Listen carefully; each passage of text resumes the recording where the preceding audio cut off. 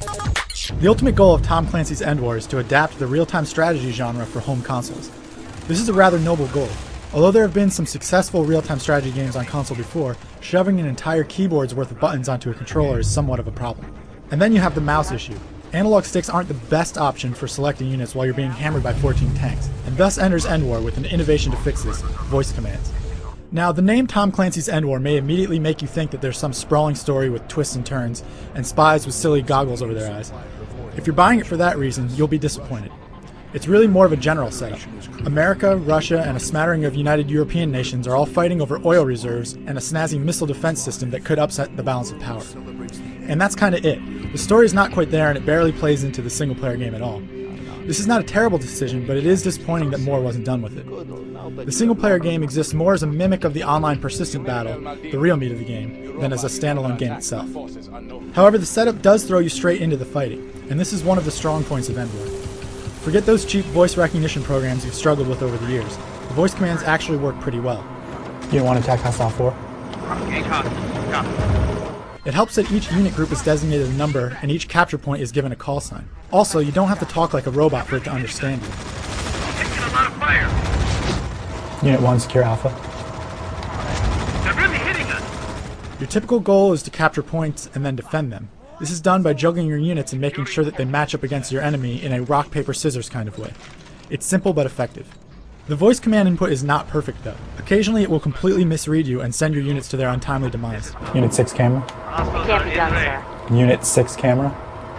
Unit 3. You can opt to use the controller and ignore voice commands entirely, but if you're playing with someone who's using their voice, you'll get destroyed. It's just so much faster and more efficient to speak your commands. This speedy control and management is what EndWar is all about. Seasoned RTS fans might scoff at the simplicity. The game basically streamlines all of the tech trees and micromanagement found in RTSs and focuses on combat. However, upgrades can be purchased for units between missions in the barracks. Basically, units who survive a mission can level up, and then upgrades can be bought for that level. However, if they blow up during a mission before they can be evacuated to safety, they will be reset to the first level. This adds some nice strategy and foresight to the mix, as well as a hook to keep playing and improving your squad. The actual gameplay is quite fun, and being able to command multiple units in quick succession is nice. This is not a game where you'll turtle and rush, instead it's about quick reactions in real time. To succeed against a top-tier opponent, you'll have to quickly move units into and out of the front lines. Unfortunately, pathfinding and collision detection in EndWar is not great, and there are a number of graphical issues such as pop-in and weak textures. I really like how the action is brought down to the battlefield using the camera, but that does make the graphical problems stand out more. However, you do get a sense of urgency when airstrikes and other special moves are launched against you. One thing that should be mentioned about this game is that it's all about the online multiplayer. The reason that there isn't any main story is that the online players are supposed to shape the conflict themselves. A person chooses one of the 3 similar sides and then engages in conflicts which are then tracked. In this way, you'll see factions quite literally take over the world as a particular side wins more and more matches, and the battle map is updated each day based on the prior day's results.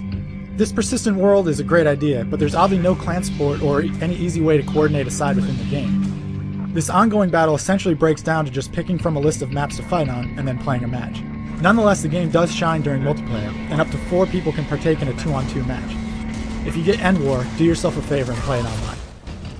EndWar is a cool new way of doing things that doesn't quite have that extra level of polish it needs. Undoubtedly, the voice commands and camera angle will be copied and improved by other games, but EndWar is a good glimpse at the future. It may not be the end of the RTS war, but it is certainly a good beginning on consoles. For the full written review, log on to IGN.com.